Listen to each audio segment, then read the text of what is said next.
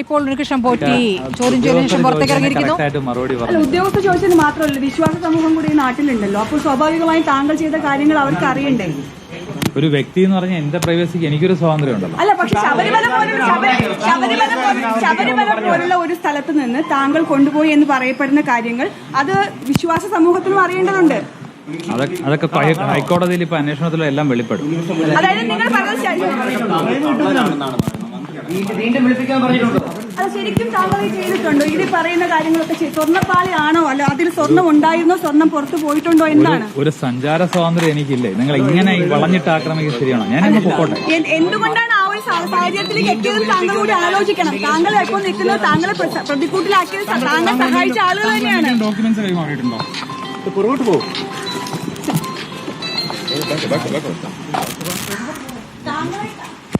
രണ്ടാം ദിവസത്തെ ചോദ്യം ചെയ്യലും പൂർത്തിയായിരിക്കുകയാണ്. ഞാൻ കരുതുന്നില്ല. കാര്യം സത്യം തെളിയുമല്ലോ ഇന്നല്ലെങ്കിൽ നാളെ. അതെന്താണ് സത്യമെന്ന് അറിയണ്ടേ? അതിനുള്ള സമയം തന്നാലല്ലേ പറ്റുള്ളൂ. എത്ര സമയം? താങ്കളെ കള്ളനാക്കുകയാണ്. അതുകൊണ്ടാണ് ഈ നമ്മൾ ഈ ചോദ്യങ്ങൾ ചോദിക്കുന്നത്. താങ്കളെയാണ് കള്ളനാക്കുന്നത്. അതുകൊണ്ടാണ്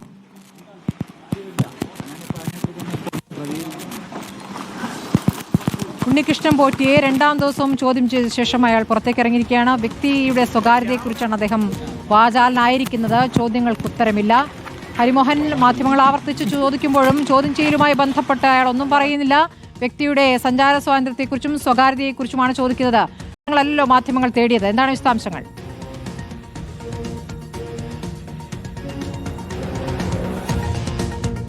ാണ് ഇന്നത്തെ ചോദ്യം ചെയ്യൽ നീണ്ടതെന്നുള്ളതാണ് പ്രത്യേകത. ഇന്നലെ 4 മണിക്കൂർ ചോദ്യം ചെയ്തിരുന്നു. പക്ഷേ ഇന്ന് വേഗത്തിൽ തന്നെ രാവിലെ തന്നെ തുടങ്ങിയെങ്കിലും 3 മണിക്കൂർ മാത്രമാണ് നീണ്ടത്.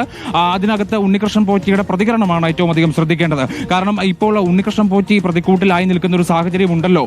ദേവസ്വം ബോർഡും ദേവസ്വം മന്ത്രിയും അടക്കമുള്ളവർ ഉണ്ണികൃഷ്ണൻ പോറ്റിക്കെതിരെ സംസാരിച്ച കാര്യങ്ങൾ ഉന്നയിച്ചുകൊണ്ട് മാധ്യമപ്രവർത്തകർ ചോദിച്ചപ്പോൾ അദ്ദേഹം പറഞ്ഞു തന്നെ പ്രതിക്കൂട്ടിലാക്കിയിട്ടില്ല എന്നാണ് കരുതുന്നത്, അല്ലെങ്കിൽ ആക്കിയെന്ന് കരുതുന്നില്ല എന്നുള്ള മറുപടിയാണ് ഉണ്ണികൃഷ്ണൻ പോറ്റിയിൽ നിന്ന് ഉണ്ടാകുന്നത്. മറ്റ് ചോദ്യങ്ങൾക്കൊന്നും തന്നെ അദ്ദേഹം മറുപടി പറയാൻ തയ്യാറല്ല. എല്ലാ ചോദ്യങ്ങൾക്കും ഉദ്യോഗസ്ഥർക്ക് മറുപടി കൊടുത്തിട്ടുണ്ട്. ഹൈക്കോടതിയിലെ അന്വേഷണത്തിൽ കാര്യങ്ങൾ വെളിപ്പെടും എന്നതടക്കമുള്ള കാര്യങ്ങളാണ് ഉണ്ണികൃഷ്ണൻ പോറ്റി പറയുന്നത്.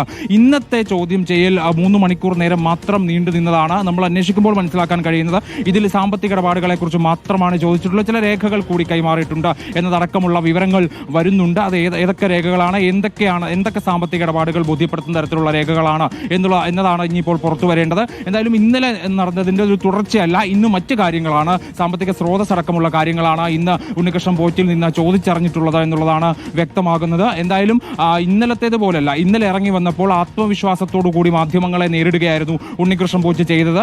മാധ്യമങ്ങളുടെ ചോദ്യങ്ങൾക്കൊക്കെ ഏറെക്കുറെ മറുപടി നൽകുന്ന രീതിയിൽ തന്നെയായിരുന്നു ഉണ്ടായിരുന്നത്. പക്ഷേ ഇന്ന് അങ്ങനെയല്ല. ഇന്ന് പരമാവധി മാധ്യമങ്ങളുടെ ചോദ്യങ്ങളിൽ നിന്ന് ഒഴിഞ്ഞു പോവുക, തന്റെ വഴി തടസ്സപ്പെടുത്തുകയാണ് മാധ്യമങ്ങൾ എന്നുള്ള രീതിയിൽ പ്രതികരിക്കുക എന്നുള്ളതായിരുന്നു ഉണ്ണികൃഷ്ണൻ പോറ്റിയിൽ നിന്നുണ്ടായത്. ഒളിച്ചോടുകയായിരുന്നു എന്ന് വേണമെങ്കിൽ നമുക്ക് പറയാൻ കഴിയും. ആകെ ഉണ്ടായത് ഹൈക്കോടതി അന്വേഷണത്തിലെല്ലാം വെളിപ്പെടുമെന്നുള്ള കാര്യം, ഒപ്പം തന്നെ പ്രതിക്കൂട്ടിലാക്കിയിട്ടില്ല എന്നുള്ള കാര്യവുമാണ് അദ്ദേഹം പറഞ്ഞത്. അതായത് ദേവസ്വം ബോർഡിനെയോ ദേവസ്വം മന്ത്രിയോ അല്ലെങ്കിൽ സർക്കാരിനെയോ ഒന്നും തന്നെ പഴിചാരാതെ താൻ പ്രതിക്കൂട്ടിലല്ല എന്നുള്ള നിലയ്ക്കാണ് ഒറ്റവാക്കിൽ മറുപടി പറഞ്ഞ ഉണ്ണികൃഷ്ണൻ പോറ്റി പോയിരിക്കുന്നത് എന്നുള്ളത് കൂടി ശ്രദ്ധേയമാണ്. ഇനി വിളിപ്പിക്കുമോ എന്നുള്ള കാര്യം ദേവസ്വം വിജിലൻസിന്റെ ഭാഗത്തു നിന്നുണ്ടാകുന്ന വിവരം അനുസരിച്ച് നമുക്ക് അപ്ഡേറ്റ് ചെയ്യാം. പക്ഷേ എന്തായാലും 2 ദിവസം തുടർച്ചയായി ഉണ്ണികൃഷ്ണൻ പോറ്റിയെ ചോദ്യം ചെയ്തിരിക്കുന്നു. 7 മണിക്കൂർ നേരം നീണ്ട ചോദ്യം ചെയ്യൽ 2 ദിവസത്തെയും കൂട്ടിയിട്ട്.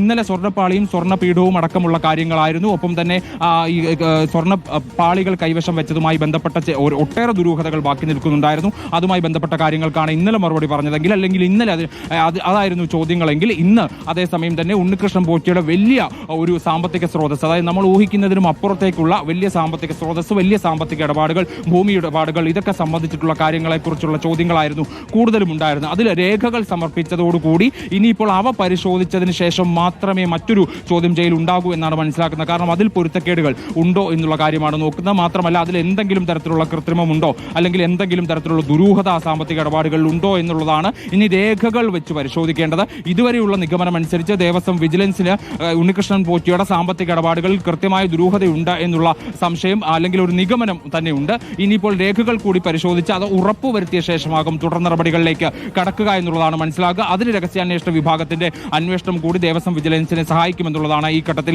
മനസ്സിലാക്കാൻ കഴിയുന്നത്. ഉണ്ണികൃഷ്ണൻ ഉണ്ണികൃഷ്ണൻ പോറ്റിയുടെ സഹായികളെ കൂടി ഇനി ചോദ്യം ചെയ്യുക എന്നുള്ളതാണ് ദേവസ്വം വിജിലൻസിനെ സംബന്ധിച്ച് ഏറ്റവും പ്രധാനപ്പെട്ട ഒരു കാര്യമായി ഇനി ബാക്കി നിൽക്കുന്നത്. അതായത് ഇന്നലെ നടത്തിയ ചോദ്യം ചെയ്യലിൽ വാസുദേവൻ എന്ന തന്റെ സഹായിയുടെ മേൽ സ്വർണ്ണപീഠവുമായി ബന്ധപ്പെട്ട എല്ലാ കാര്യങ്ങളുടെയും പഴി ചാരിക്കൊണ്ടുപോവുകയാണ് ഉണ്ണികൃഷ്ണൻ പോറ്റി ചെയ്തിരുന്നത്.